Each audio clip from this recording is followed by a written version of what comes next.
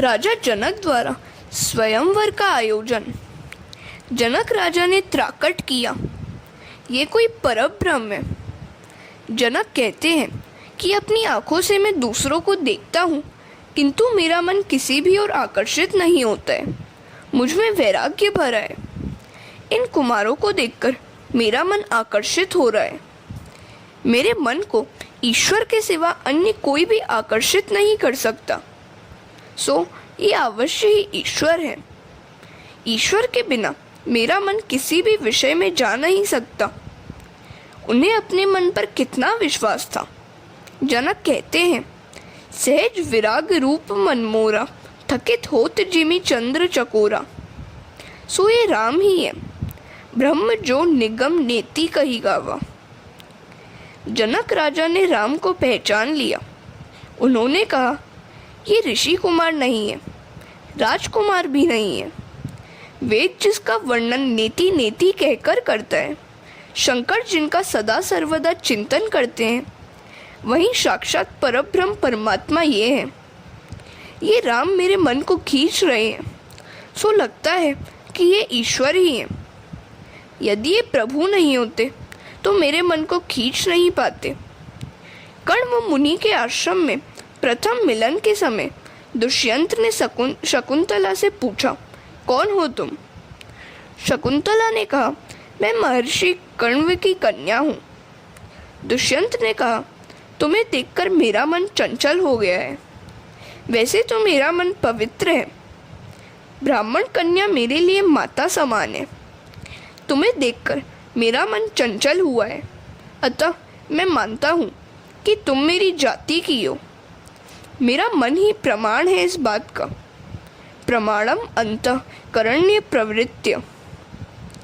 अपने मन पर उसे कितना विश्वास था। शकुंतला ने कहा, आप पवित्र हैं, महान हैं। मेरे जनक हैं क्षत्रिय विश्वामित्र। कण्व ऋषि तो मेरे पालक पिता हैं।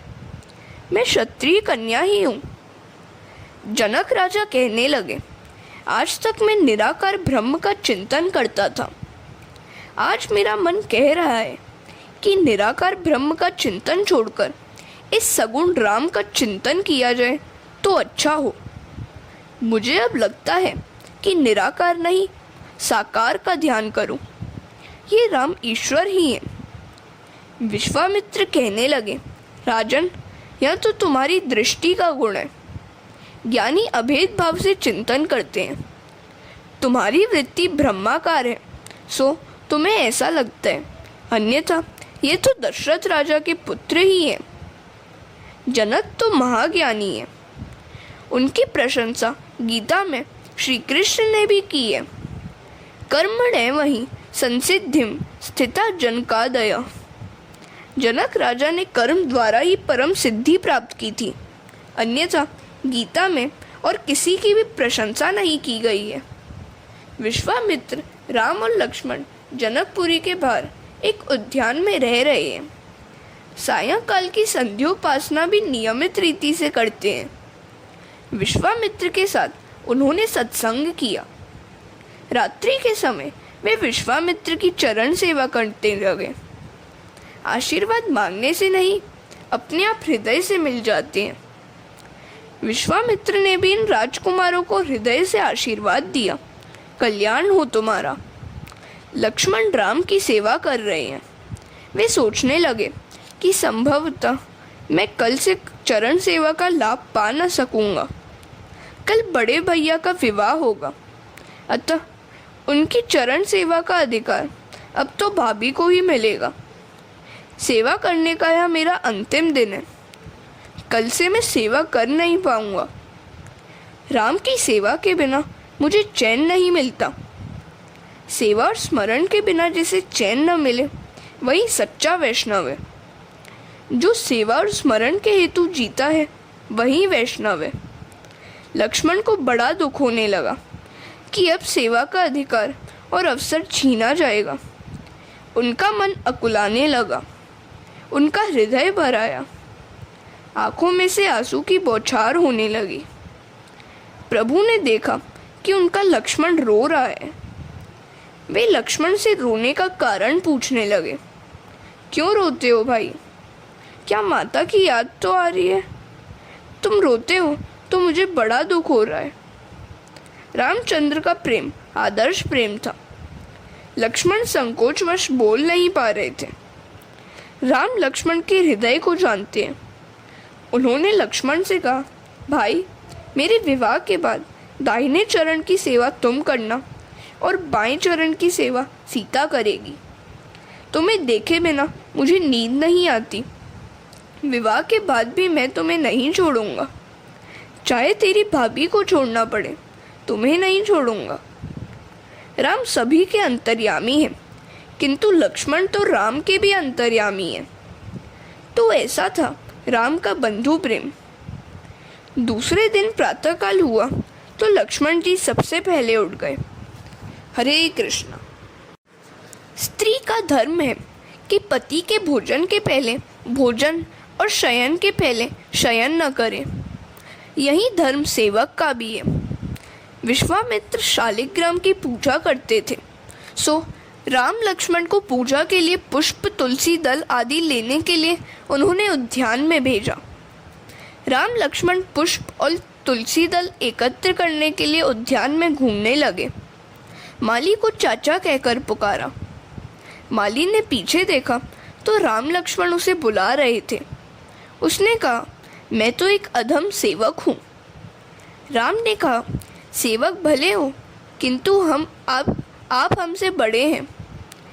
राम की विनय से माली उन्हें बार बार नमन करने लगा। राम सभी को एक समान मानते थे, अतः उनके वनगमन में अयोध्या की समग्र प्रजा का अश्रु श्रावण कोई आश्चर्य की बात नहीं है। राम लक्ष्मण तुलसी को भी वंदन करते हैं। तुलसी की नित्य वंदना करने वाले को कभी बीमार नहीं होना पड़ता। प्रणाम किए बिना कभी तुलसी दल ना लो, उसे नाखून से मत तोड़ो। जब भी तुलसी दल चुनने का प्रसंग आए, उसे प्रणाम करके कहो कि ठाकुर जी के चरणारविंद में चढ़ाने के लिए चुनने की अनुमति दे। तुलसी तो राधा जी का अवतार है।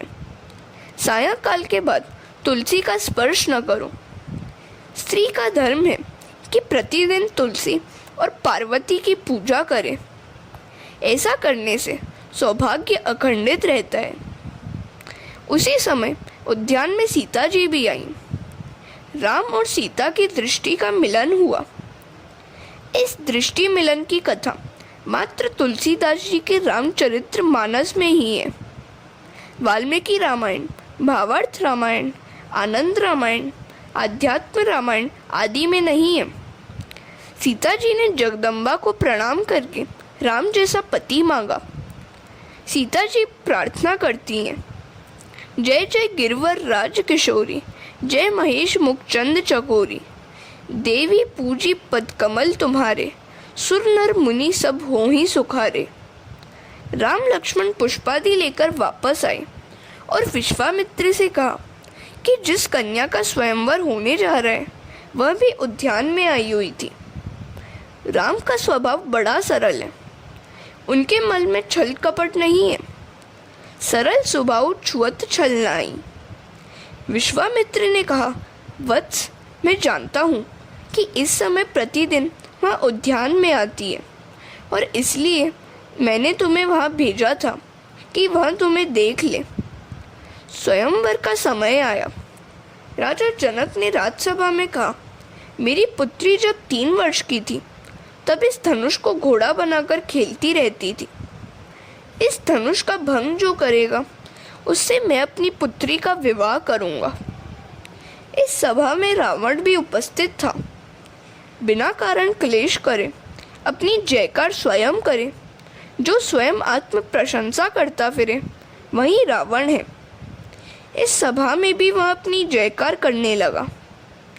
बिना कारण ही उसने राजा जनक से झगड़ा मोल लिया। धनुष उठाने का प्रयत्न करता हुआ वह अपनी जयकार कराने लगा।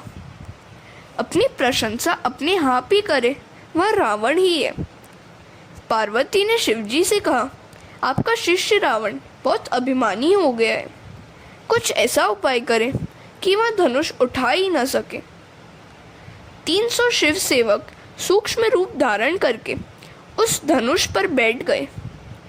रावण धनुष न उठा सका और भरी सभा में उसकी शेखी धूल में मिल गई। ऐसा होने पर अन्य सभी राजा भी सावधान हो गए। जब महाबलवान रावण को मुंह की खानी पड़ी तो हमारी हस्ती ही क्या है। धनुष उठाने से सब कतराने लगे। हरे कृष्णा।